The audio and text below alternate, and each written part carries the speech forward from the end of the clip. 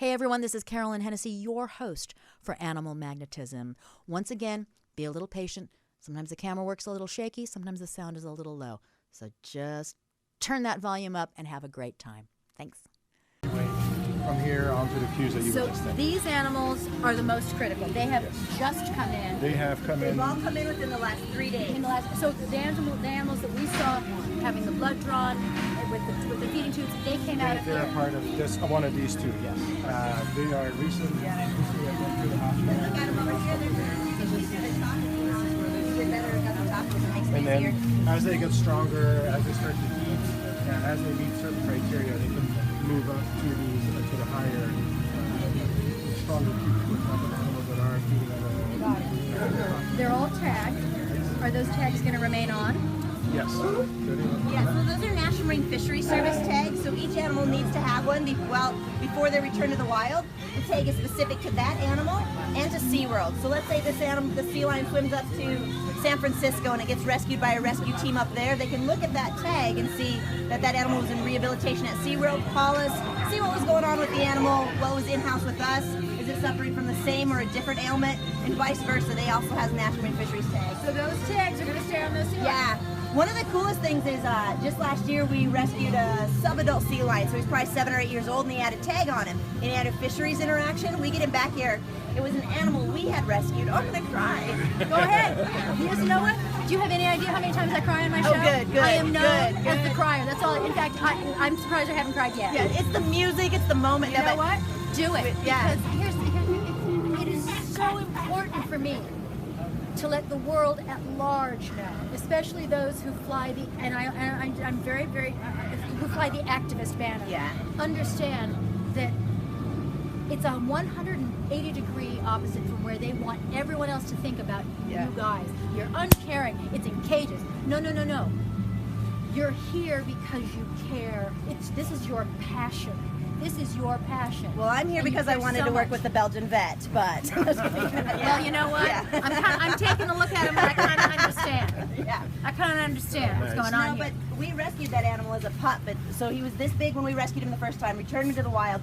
The second time, the only reason we were having to rescue him is because he'd been entangled in monofilament line. I'm sorry, say that again? He'd been entangled in monofilament line, so he had fishing line around his neck. Dr. Nolans was able to remove it, and we were able to give him, a third chance at life back out in the wild. So, and I appreciate what you're saying because...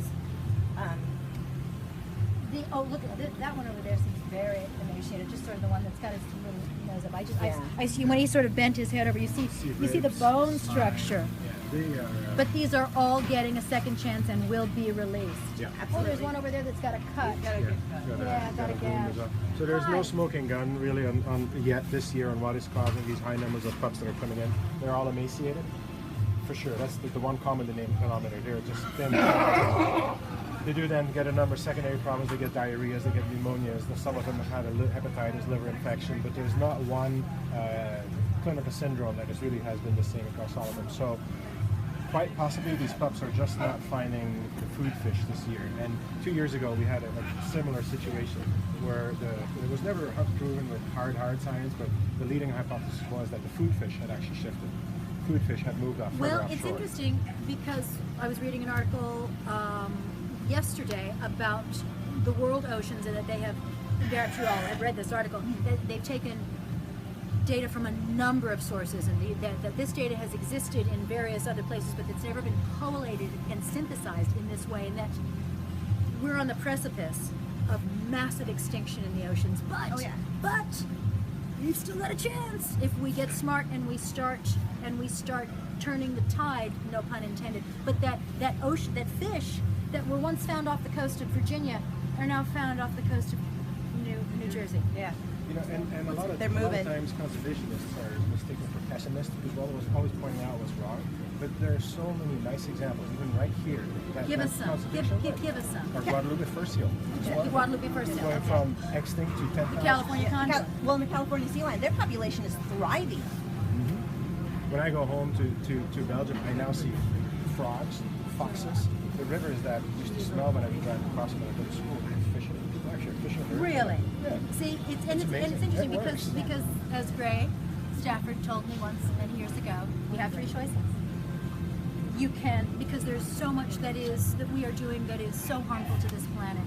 You can hide your head in the sand and pretend it doesn't exist. You can weep and moan and just get great gnashing of teeth and just sort of beat your breast, or you can turn around and do something. You can turn around, and the more people, as we say, the more people that even just do one small, tiny little thing, make that karmic conscious choice. And even if you're not a big fan of karma, it's the planet, the terrestrial planet that you're living on. If you just make one small choice, all those choices coming together, and it's an epical shift. Yep. It's a shift. I'm surprised. I may start crying. I know. Well, and that's what I want the people out there to know about Seaworld is we are those people that are making that choice. Exactly. People have worked long and hard and given up a lot of things. They're ready for you to go to work here. We're ready to go Shamu. I thought we were on your schedule. Wait a minute. Okay, hi. Hi, gorgeous. Look, there's an adult sea lion. So beautiful. Okay, here you go. Hi, babies. Hello, you beautiful thing. Oh, okay. We're on Shamu's schedule. Oh, I'm sorry. No, I gotta check that. I just want to check it out.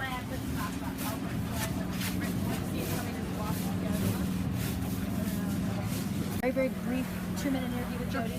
Yep. Jody?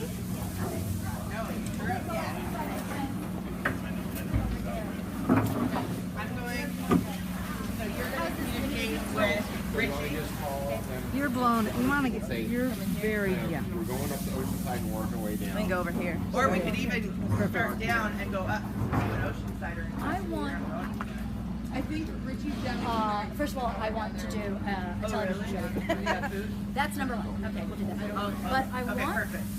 you to talk about why places like Seaworld, why modern zoos and aquaria need to exist. You say that your people who are going out and rescuing animals now are getting harassed on the beach. Oh, you guys can't ask me these questions. Yeah. I'm gonna lose it. Fine, because here's what I need everyone to see. People who have voices in positions of quote unquote power, who just try and get celebrities and lawyers, etc., we'll just call them activists. They are spreading the vitriol that people care. They don't care. All they want to see is animals in cages and pens. They couldn't give a crap. And it is the antithesis. The truth is the place polar opposite. Yeah.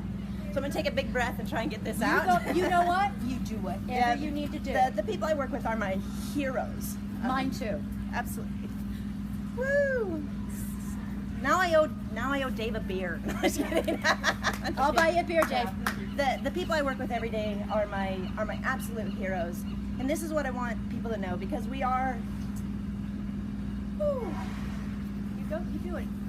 It's one time, baby. So here's what I want to say: is everybody's entitled to their own opinion, and I respect it, and I respect it as long as it is an educated opinion, and as long as we can talk about it and discuss it as adults. And if you and to come visit us if you're not sure if you have never been to SeaWorld, come just spend a day with me. Come spend a day with this team because I know where we were on Christmas. We were here. We rescued 5 animals that day, and our families support us, and that's why they love us. And that day, and a lot of days, myself and team members are getting things thrown at us on the beach. We're getting told we suck. Sorry. Don't be sorry. Don't ever be sorry. We hold our heads high, and we know what we're doing, and we are rescuing these animals, and we are giving them a second chance at life. A third, fourth, fifth chance, and it's okay to have a different opinion. Just make sure it's an educated one, and just talk to us like adults and people with opinions that can express their ideas. And know that we are the individuals too who are in the grocery stores with reusable bags, and we are the individuals that are recycling, and we are the individuals that are making consumer choices to help the animals in the wild, and that's who the SeaWorld family is. So sorry. Don't you ever be sorry. Don't you ever be sorry. You just, all you need, you just walk So noble thank you and so proud. much. So thank you so much for supporting us. Thank you. And I almost made it the whole day. Listen, I didn't. Give me that. Give me that. You see, Gray? It's not just me. Oh, I love Gray. I know. Who doesn't? Who doesn't? Who doesn't? But thank All you right. so much. Have fun with my friends today. You know what? They're actually not my friends. They're my family. I'm Have going fun to with my family all have today. fun with your family, Yes. and I'm calling you because you know what? Let's Absolutely. do a TV Let's show. Let's do it. We will. All right then. Yeah, I've grabbed 2 aquariums to help us out. They're going to be spotters, and we're Thanks, good. Doug. Great. All right, thanks. No, you're good. Ask that question again. Let me get in front of you. please. Oh, that's a good one. How do you do it? All right, go ahead. So, Andrew, you had a question? I did. How do you come up with the names for the animals, for the babies? We like to involve our Facebook fans and our friends, so we do a naming contest on Facebook. So we had a naming contest for the baby killer whale. The winning name was Amaya, and more than 7,000 people voted. And Amaya was the winner by a landslide. Fantastic. How many friends do you think you have on Facebook? To see what happened on Oh, Facebook. just Seaworld San Diego, we have close to 400,000. Across the company, we have close to 1 million. Of course. Of course. So Amaya was born December 2nd. Now this is She's a interesting. Sagittarius. She's a Sagittarius. What's going on here? What's this? This is half of the filtration for our killer whale stadium. So This is half of the filtration. Half of the all filtration the water for the at killer whale the stadium. killer whale stadium basically gets treated every hour and a half in terms of The water gets treated every hour and a half. 5.5 million gallons every hour is treated every hour and a half. if you count the water in the filters, it's actually close to 7 million. Close to 7 million, all The told. water is also chilled. Killer whales have very specific parameters that they thrive in. Sure. And water temperature is very important. Our water here never goes above 58 degrees, even when it's 80 degrees in summer. Never goes above 58 degrees. Yeah. And then,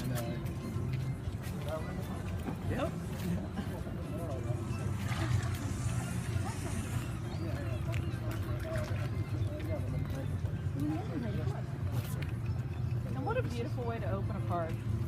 And just something. and we have a beautiful park. We have of all the SeaWorld, we have the best park. Team members only means nothing to us. VIPs.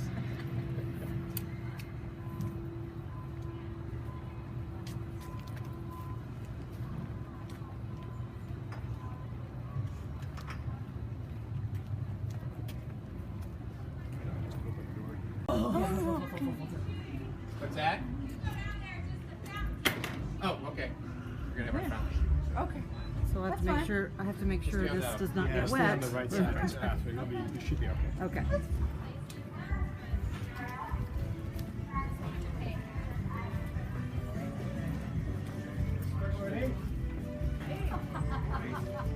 So maybe we do go up a few rows because these are the fountains. So wherever you want to be. Yeah, this is good enough. There. Oh yeah, wherever you want to go. Oh, precious. Make sure you got the Oh, over on the right. Hi, Amaya. I'm looking for milk. Wow. Yeah, she's like, I'm focused. Got milk? right now. Oh, wow. Oh, that's amazing. Did you see it? Yeah, I totally did. See the little puff of milk there? And she's, yep, Mama. prompting. She's pumping milk. That's amazing. Oh, Probably that's all I got. There they go. And then she's. And Carolyn, do you see the baby's been nursing? She's been nursing. No. Yeah. So she's. Oh. That's her baby. Oh, oh, Right over there. oh, in front of them. Maybe It's not all right. behind them. They're gonna go wherever it lands. Oh. Oh.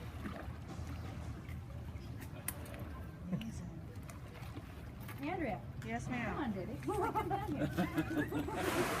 Just my arm.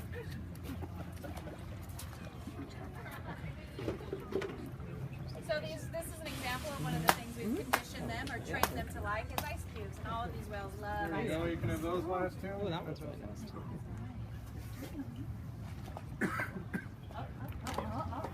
She's the dominant. Oh, yes. Yes. Can you tell? Yes. Do you want to? Oh, the big As a boy. Oh, Handsome boys. I'll just find you on the pathway. They're gonna yeah, be she's there back nursing. soon. She's nursing right now. Yep, right now. Wow, isn't that She's on the amazing? TV. There's the milk. Yep. See the milk? Alex, I'm here. There she is. Like, Look at Mama, that. I need food. Look at that. Dropping some crumbs there. There's milk in there. You see her bumping? She's stimulating mom so that she can nurse. If you've ever seen a little lamb nurse from mom or a kitten nurse from mom, they do this massaging. Yep. So that's their way of massaging And the that's milk gland. instinctual. Yeah. They come out knowing to do that. They bump, and that prepares the milk. The milk gets Yes. let down, and then they can come nurse. He just wants. He's still bumping. He doesn't need to nurse, You but know, when the baby she's- was he still born, does. Kalea's mom, Kasaka, that you guys have just met, Kasaka was in there as well, and Kasaka's such an experienced mom. Kalea's a first-time mom, and it's really neat to see You can come down here if you Kasaka want. teach Kalea, this is how you take care of your baby. I'm not going to do it for you. I'll teach you what you need to know, but this is how you take care of your baby, and Kalea's turned out to be a great mom. John and Christy, you want to mention too, because I know Carolyn mentioned instinct, that you had Kalea in there with her mom for her big brother's birth, so she got to see and learn. Exactly. So they are observational learners. So when Makani was born, Kalia was in the pool, so that Kalia would have first-hand experience seeing the labor process, seeing how Kasaka reacted to it, and then just the overall care of her calf afterwards.